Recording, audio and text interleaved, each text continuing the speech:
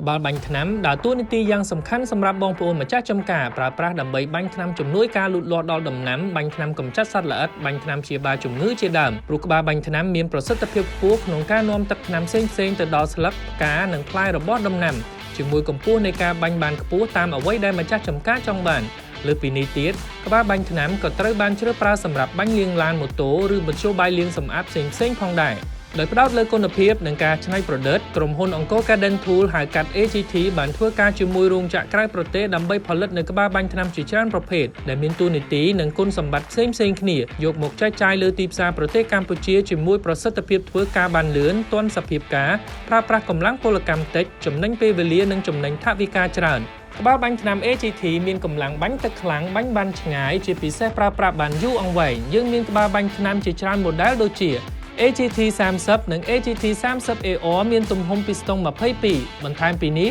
យើងក៏មានប្រភេទក្បាលបាញ់ថ្នាំពីស្ទង់30 model AGT 45 AGT 45 CF AGT 45 AR AGT 45 F និង AGT 45 ARC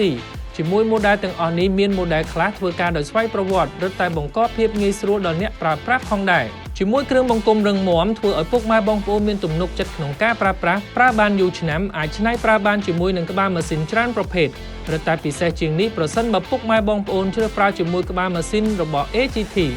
Encore Garden Tool មានគ្រឿងបន្លាស់ដ៏សម្បូរបែបដែលពុកម៉ែបងប្អូនអាចរកទិញបាននៅគ្រប់ទីកន្លែងសូមទំនាក់ទំនងមកយើងខ្ញុំឥឡូវនេះតាមរយៈលេខទូរស័ព្ទឬតាមបណ្ដាញសង្គមរបស់ Encore Garden Tool ឬរកទិញបាននៅតាមដេប៉ូចែកចាយដែលនៅជិតបងប្អូនបំផុត